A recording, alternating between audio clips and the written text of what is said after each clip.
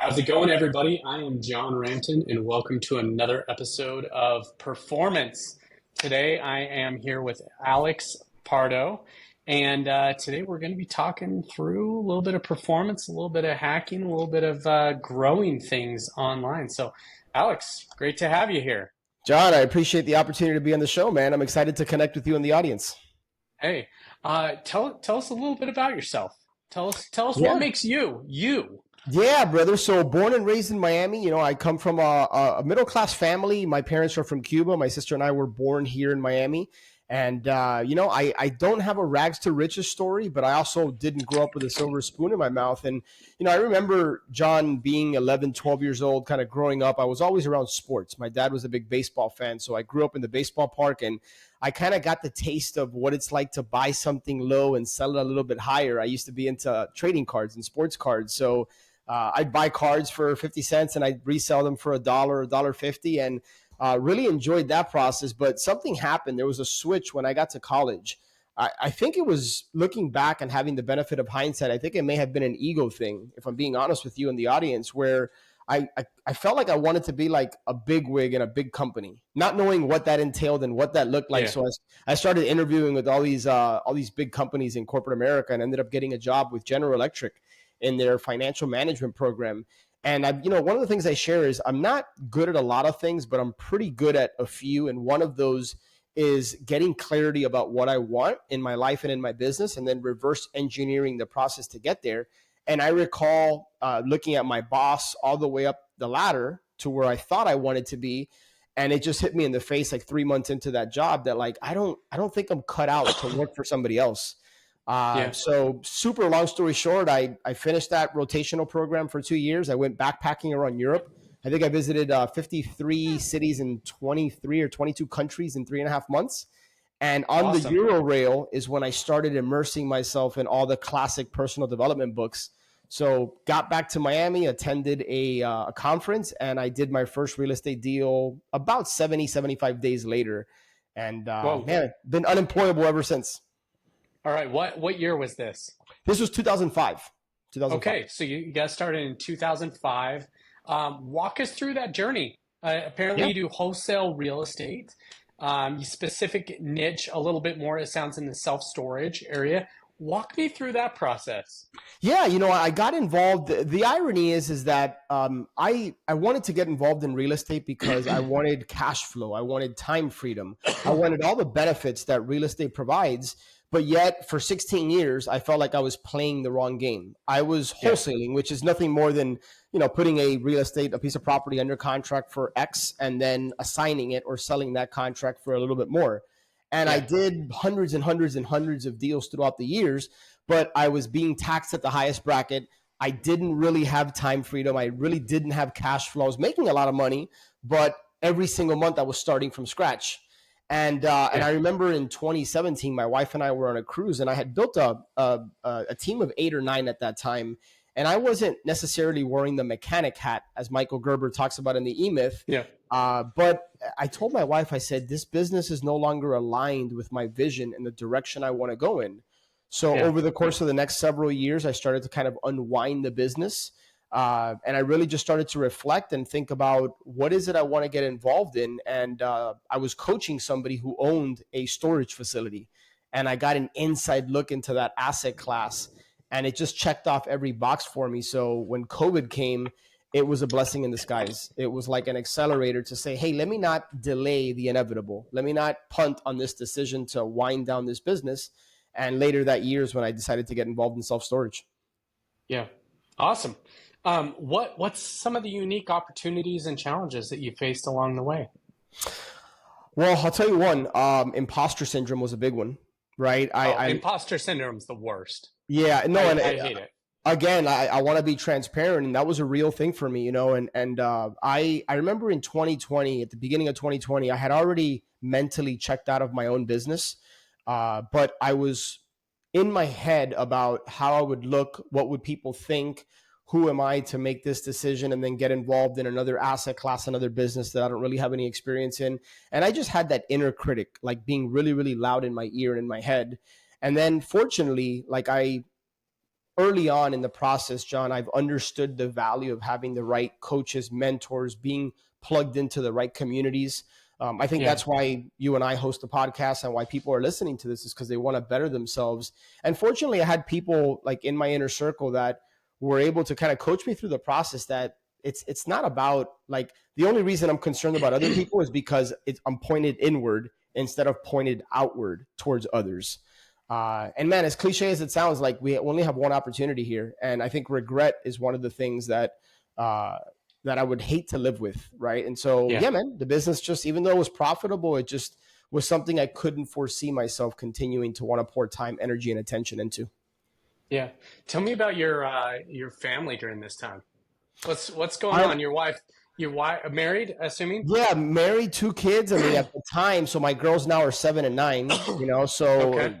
relatively new into fatherhood. And man, I've been very fortunate, John. I can't sit here and say I had a lot of pushback. Like, I've always had a lot of support from my family, and I think Yeah. part of that is my faith, right? Like, so I'm a believer, so faith is really important to me, and just leaning on that and trusting that no matter what I go through, the ups and downs of entrepreneurship, Yeah. that I'm going to come out stronger on the other end. And I think that's one of the beautiful things about being on a podcast and sharing your journey, is that it's not just about the wins, but man, there's been a Yeah. lot of challenges and hiccups along the way. Things don't go as planned, but just having that confidence and belief in myself that I'm going to pull through one way or the other.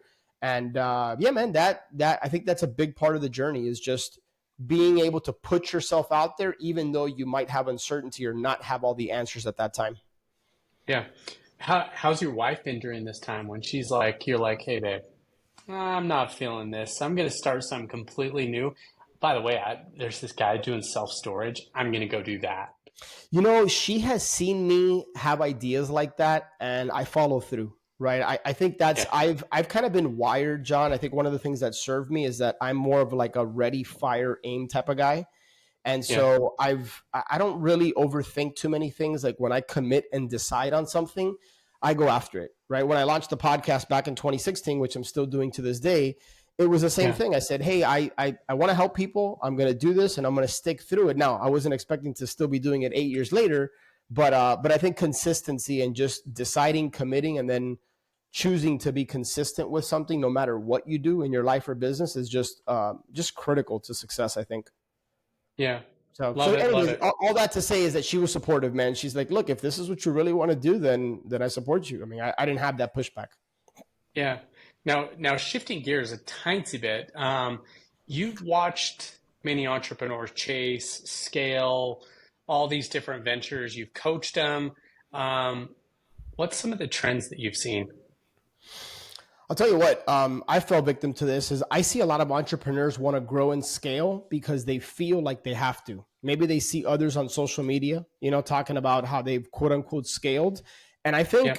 I think people need to scale to be better, not necessarily scale to be bigger, right? Yeah. Scale is not always best, right? I think there's times where people don't have clarity about their vision, their company's mission, their purpose, what it is they want, and then they end up scaling chaos, right? Like, ask me how Yeah. I know. Like, I've been there. I remember Yeah. joining a very high level mastermind in 2018, and I was immersed around people that were just scaling and hiring and growing and bigger and bigger. Oh, I'm And sure the imposter syndrome just killed you there. yeah, no, 100%, 100%. And then I started doing that because I felt that's what I needed to do. And yet my Yeah. profit margin started to shrink. I didn't have the time freedom I wanted, because now I was managing all these people. I didn't have the right systems and processes in place. I was learning how to be a better leader and a better manager. And so I think you need to scale responsibly. Don't just scale just to scale. And then be honest with yourself. Do you want a lifestyle business, or are you really trying to grow something big that potentially is sellable in the future? So I think it's really important to get clarity about, like, try to forecast what is it that you want your business to do for your life, your family, and for others, and then go about, trying to do your best to build that kind of business. Yeah. I've read a little bit about you, and how you've given up some business for some personal relationships. Tell me Yeah. about that. Yeah, I had a coach over a decade ago that taught me the value of starting with your vision, your personal vision, right? Like, what do you want? So, Yeah. in other words, John, like, what do you want your life to look like without regards to money, possessions, things of that nature? Get crystal clear on that, And then it's a lot easier, in my opinion, to start building a business that supports and enhances that personal vision. I think I see a lot of entrepreneurs kind of like flip flop that, where you look at their calendar and it's like meetings, and business, and growth and scale. But yet Yep. that personal relationships start to suffer. They don't spend time with their kids. They don't travel. They don't do the things that Yeah. really fill them up. And man, I've never read a book about somebody successful that said, hey, I wish I would have taken that extra meeting or gone to that extra Yeah. conference or made more money. It's always about like the experiences, the memories, the time with loved ones. So I think it's a balance, man. I believe in hustle, but as a season, not a lifestyle. Right. And there's Yeah. times where we're building a business where we're going to be putting in more hours, and that's okay. But if it's a season, not a lifestyle, in my opinion. Yeah. What's been your biggest game changer in your life? My just in general, The, like the what the has had the biggest biggest game changer in your life. What's had the biggest impact to you? my faith, my relationship with God, and I How so? realized How so? I'll tell you what, man. I just faith is the evidence of things not seen, right? But you believe it, and so I've seen countless times in my life. I mean, I can share so many testimonies with you where things are just looking dark and bleak, and I don't have answers. But when I start focusing internally and I just kind of like look to Him for guidance, the right person appears, or I get an answer, I get clarity about something. Tithing has been a big part of my life, right? So I can tell you so many times where I didn't know how I was going to pay X, and then I still decided to tithe, right? Because it's just an Yeah. internal belief. And then, man, something incredible happens days later or a moment later. So I would say faith, right? I would also say just having, again, I'm a big advocate, John, of having coaches and mentors in your life, people that have been alongside, walk that path that you haven't walked, and somebody that's got like a proven track record that you can go to. And I have any number of coaches I can just pick up the phone or text and call and say, hey, I got this going on. What do you think? And they can see outside of the situation I'm in. So I think that's been a game changer. Yeah. Have you ever listened to the talk Why Giving Matters by Arthur Brooks? I haven't. No, I got to check Oh, that one I out. highly recommend it. He is a Harvard professor, Mm-hmm. and he did a study on 30,000 at random American families and found out. He basically asked one question. He's like, "Do you give or not? Do you donate to charity? Give to a church? Do you tithe? Whatever it is, do Mm-hmm. you give? If you give, you are 43 times more likely to earn more. And the average family that gived made $375 more the next year beyond whatever they gave. So if they gave That's $20,000, was on average 375 bucks more. incredible. Um, and he talks about like the science of giving and how every single person, and it was like a 92% of people that gave made more money the next year beyond what they gave.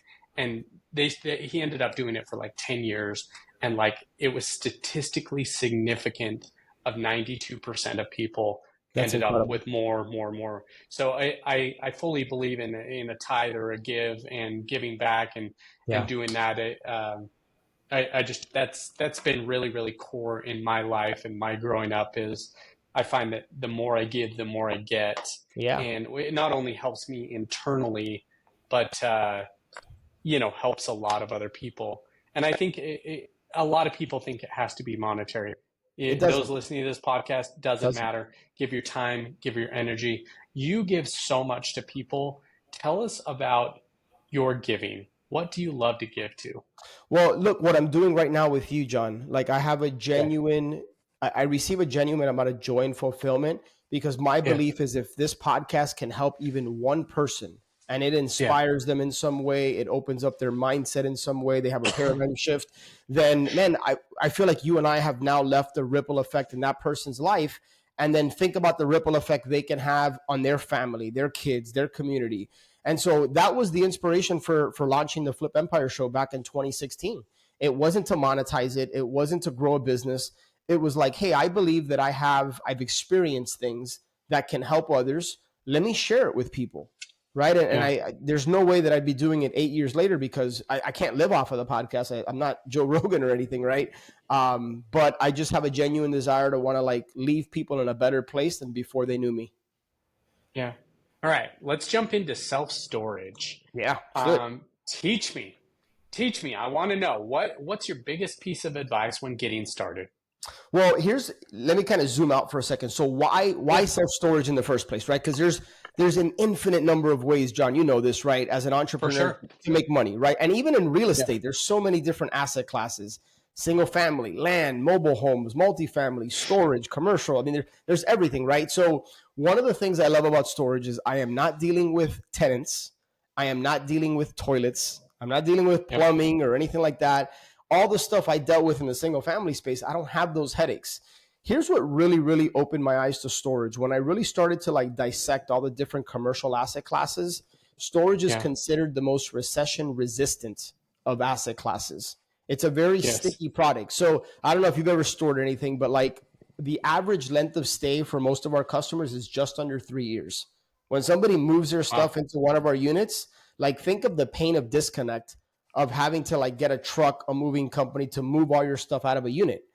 And it's a Yep. nuisance expense, right? So our units are going from $50 to $350 a month, and Yep. people pay like clockwork every single month. So it's a great business if what you want is time freedom. Like when I ran the single family business, I had my overhead was somewhere between 40 and 45 grand a month, and I had a bunch of employees. Well, I in storage, I don't have employees. I don't have big overhead.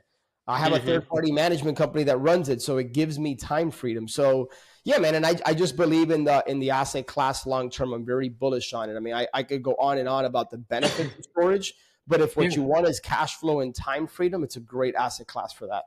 So how do I get into it? How do I get started? Yeah. Give me Well, give me a few little nuggets. yeah, well, I'll tell you what. So I live in Miami. I've never spent Yep. 1 minute of looking for storage in Miami. So let me give you some like market and demographic details that I like to like advise my clients on. So I look for secondary and tertiary markets. So what does that mean? Basically, I look for small markets that have anywhere between 1,000 and 60,000 people in that market. I look for the population increasing over time. So if you go to Yep. census.gov, you can get a lot of this demographic information. And then Yep. I like an average medium household income of 50,000 or greater. Yeah. So let's start there. Those are the markets that I look at. People can hop on Google Maps, type in any city, and then there's a little button that says nearby. Type in self storage there. That's going to bring up all the storage facility that Google Map Pack picks up. And then all Yep. you need to do literally is call the people that either don't have websites or have little to poor reviews. Those are mom and pop storage owners that are not treating it like a business. Yep. So that's a step one right there.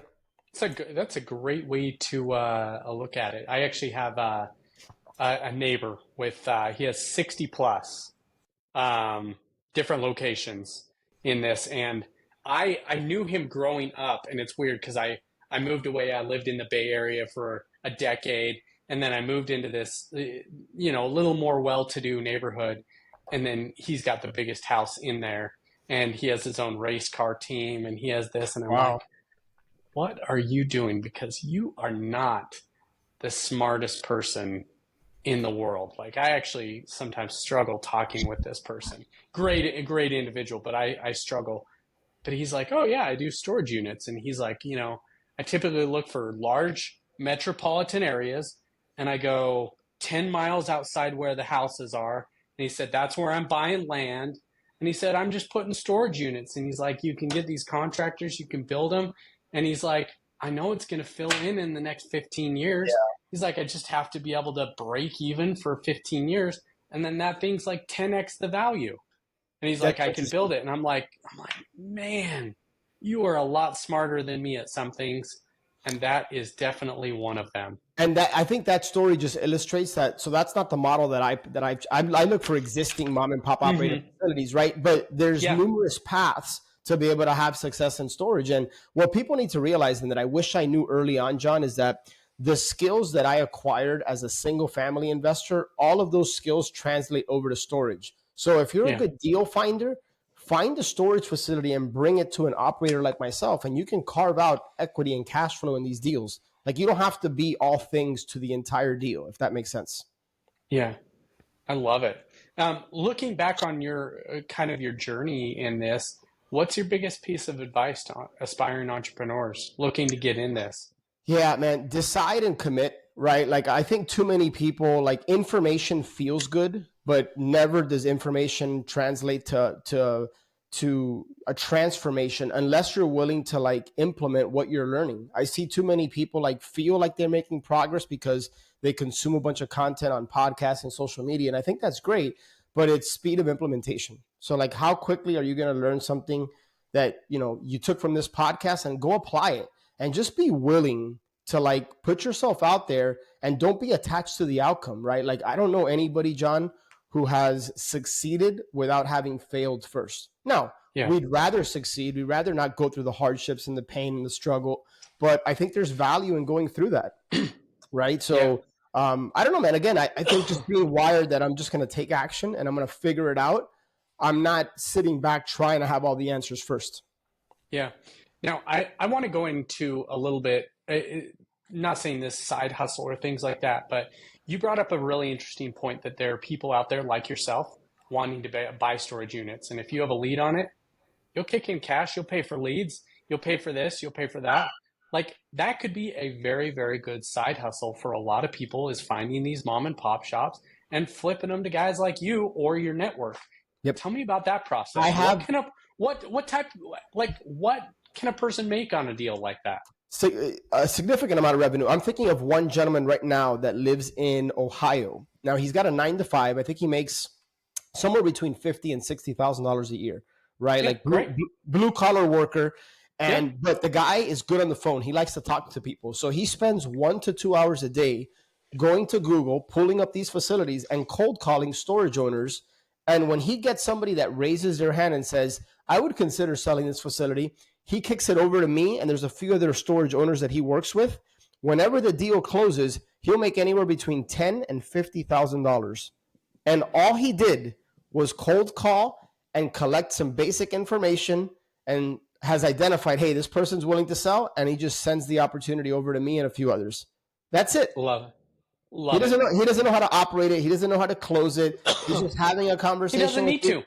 He Yeah, doesn't need to. that's it. He can flip it towards you or other people, and do that. It's a great side hustle. He makes more So, doing that than his day job, but he's just so wired oh, to for be like a sure. worker. Yeah. For sure. Now, when I'm going into these, what should I expect? You know, I'm going through this process. Obviously, I would reach out to you for coaching and helping me through all this, but what should I expect to have in my bank account to move on a deal like these? Here's how I'm going to answer that question. What you just asked me, I think, is the single biggest reason people decide not to pursue storage or really commercial asset classes in general. The Yeah, belief that you need to have money in your bank account to do these deals. So I've done every single deal I've done, John, and you may or may not believe this. yeah. Ask me how much of my own capital I have used. How much? Zero, zero Love it. in any Yep, of the deals. Now, I'm not saying you don't need capital. Of course you need capital, but it doesn't yep. have to be yours. So I've closed deals through seller financing, right, where the seller becomes the bank. I've closed deals by bringing on someone like yourself who has capital to essentially be an equity partner, and I'll do the sweat equity. I've raised private money. So don't feel like you need to have tens of thousands or hundreds of thousands of dollars in a bank in order to be involved in storage, because whether it's the example I just shared of that gentleman in Ohio, or whether it's you that you want to do this from start to finish, you need access to capital. It just doesn't have to be yours. Correct. Yeah, I brought that up on purpose because you don't have to have capital. So I bought a fourplex, the first fourplex I ever bought. I found this amazing deal, and I had zero money. I was in college. I had zero money, and I just went to my buddy's dad, who I knew had money, and I'm like, dude, I found this thing. Like, what do you think I should do? And he's like, well, yeah, it's a pretty good deal. And he's like, I like it a lot. He said, let me intro to one of my buddies. He intro to my buddy, and we had it purchased within 2 weeks. The guy actually ended up paying all cash for it. there are a lot of people with a lot of money out Oh there yeah. and a Oh yeah. lot of money just sitting there for the right deals, the right opportunities. He paid 100% cash for that building and he split it with me 50-50. I believe it. I've done And deals I like that did myself. I did so much work. I went in, I gutted, I pulled out all the carpet. I learned this. He taught me a lot of that. I found another deal. It was an eightplex. It was the crappiest deal. He bought the whole thing. We paid he split it with me 50-50, and we ended up building out this little tiny real estate empire. And it was all because I knew how to find really, really good deals. I put in zero cash. I That's put in right. my time, energy, and he just didn't want to do any work That's and right. wanted to see his money grow at a good rate. And he put in the contract, hey, when we sell it, I get my money back with a 12% interest.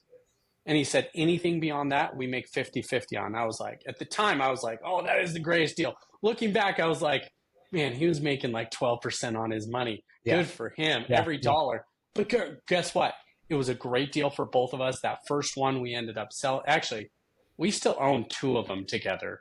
Look at that. And now we brought in one of his kids and he manages it and does all of it, and then we just collect checks and do that, and it's a Man, great thing. There, But there's so many things to unpack by what you just shared, but one of the things from my perspective, John, that I hope the listeners get from what you just shared is that number one, you're only limited to your thinking and what you think is yes, possible, right? So don't limit based on your circumstances. Number two, get clear on the assets and resources that you have, and not just money, by the way, because if you have time, that's a valuable resource to somebody who's got capital but doesn't have time. And then you just yep. got to have conversations, like Time flat. or expertise. That's You right. might have an expertise that person has no clue of how to do or what to do, and I don't want to take the time or energy to learn that expertise. That's right. 100% right. Yep. Alex, we're coming up upon the end. What is your biggest piece of advice that you have learned? If you had to pick, here's one piece of advice that I would give to readers, what would that piece of advice be? John, you're putting me on the spot because it is so difficult to have one thing. If I was going to distill my almost 20 years of experience in business down to one thing, I would just have the mindset that it's okay to not have all the answers, but be willing to make progress every single day. So having an attitude of progress, not perfection. I operate with the framework that if I stack micro actions on a daily, weekly, monthly basis, it will eventually lead to my big overall macro result. Right. So I'm not Yeah, I'm not gonna get sucked into hey, here's the big, hairy, audacious goal, the BHAG. How am I gonna get there? I'm not worried about the how. I'm just yeah, gonna stack the wins on a daily basis, weekly basis. I'm gonna stack some losses along the way. I'm going to yeah. find the who and not necessarily have to worry about the how. And my belief is if I just keep doing that consistently over time, I'm going to eventually find my way. I love it. I love it. Now, last question for you, and this is for the readers. Alex, what's your biggest struggle right now, and how can we help you? Wow. Well, thank you, number one, for the opportunity. I don't know if I would label it as a struggle. I think it's just a part of business. Right now, we are growing our Storage Wins coaching program. And with growth, sometimes there's leaks or there's you realize, oh, there's a hole in the bucket here. Like we need a Mm-hmm. certain process or a system here, or we need the right person Yeah, here. So I don't know if it's a challenge, more of just kind of going through the journey that I'm not just on here sharing experience, but I'm in the process of growing another business as I'm operating and owning storage myself. So yeah, just I think part of certain growing pains, and one thing that is a core belief of mine, John, is that happy clients that get what they pay you yeah, their hard-earned money for, can solve most, if not all, problems in business, right? And so yeah. while I'm working on the business, I think it's important to make sure that you're focused on your clients and making sure that they're getting results. I love it. Best way to contact you? A couple different ways. Storagewins.com, WINS, storagewins.com. And then the Flip Empire Show, you can find it on most podcast platforms out there. Love it. Thank you so much, Alex, for Thank you, joining John. us today. Awesome, man. This was fun.